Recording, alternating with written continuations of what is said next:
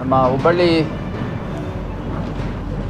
ಧಾರವಾಡ ನಗರ commissionerate ವ್ಯಾಪ್ತಿಯ ಹಳೆ Hubballi police ಠಾಣೆಯಲ್ಲಿ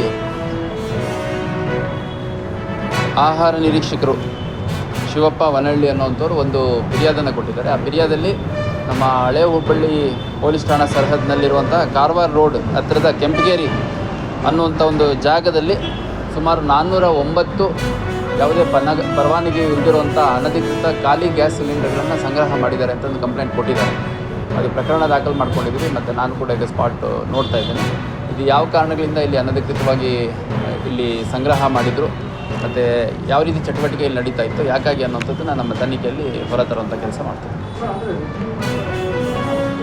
ಅಲ್ಲ, ನನಗೆ ನಿನ್ನೆ ರಾತ್ರಿ ಅಷ್ಟೇ ಗೊತ್ತಾಯಿತು ಈ ಥರ ಆಹಾರ ನಿರೀಕ್ಷಕರು ಬಂದು ರೇಡ್ ಮಾಡಿದ್ದಾರೆ ಅನ್ನೋದು. ಅದು ಯಾವುದೇ ಲೋಪದೋಷಗಳು ಇಲ್ಲದ ರೀತಿಯಲ್ಲಿ ಲೀಗಲ್ ಒಪಿನಿಯನ್ ತೊಗೊಂಡು FIR ಮಾಡ್ಕೊಳ್ಳಿ, ಕಂಪ್ಲೇಂಟ್ ಕರೆಕ್ಟಾಗಿ ತೊಗೊಳ್ಳಿ ಅಂತ ಅಷ್ಟೇ ಸೂಚನೆ ಕೊಟ್ಟಿದ್ದೆ. ಅದರಲ್ಲಿ ಒಬ್ಬನ್ನ ಈಗಾಗಲೇ ವಶಕ್ಕೆ ತೊಗೊಂಡಿದ್ದಾರೆ. ರಾಜಾ ಸಾಬ್ ಅನ್ನೋಂಥ ವ್ಯಕ್ತಿ, ಅವನು ಆರೋಪಿ ಅನ್ನೋಂಥದ್ದು ನಮ್ಮ ಇದರಲ್ಲಿದೆ ಕಂಪ್ಲೇಂಟಲ್ಲಿ, ಅವ್ರು ವಶಕ್ಕೆ ತೊಗೊಂಡಿದ್ದಾರೆ. ಮತ್ತು ಇನ್ನೊಬ್ಬ ಆರೋಪಿ ಮೇಲೆ ಕಂಪ್ಲೇಂಟ್ ಕೊಟ್ಟಿದ್ದಾರೆ, ಅವನು ಪರಾರಿಯಾಗಿದ್ದಾನೆ.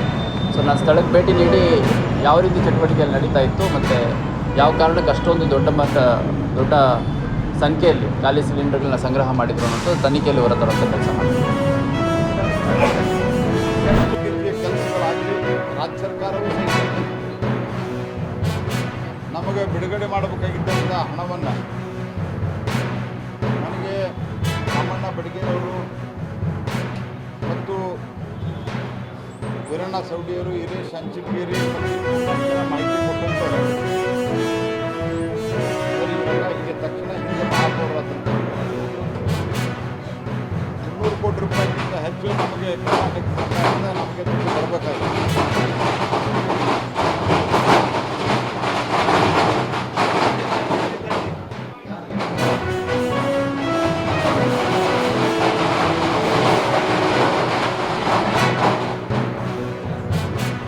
ಹಾಗಾಗಿ ನಮಗೆ ಕೊಡಬೇಕಾದಂಥ ದುಡ್ಡು ಕೊಟ್ಟರೆ ಬಾಕಿ ಎಲ್ಲ ಸಂಗತಿಗಳನ್ನು ನಾವು ಇಲ್ಲೇ ಹೆಚ್ಚಿನ ರೆವಿನ್ಯೂವನ್ನು ಕ್ರೋಢೀಕರಿಸಿ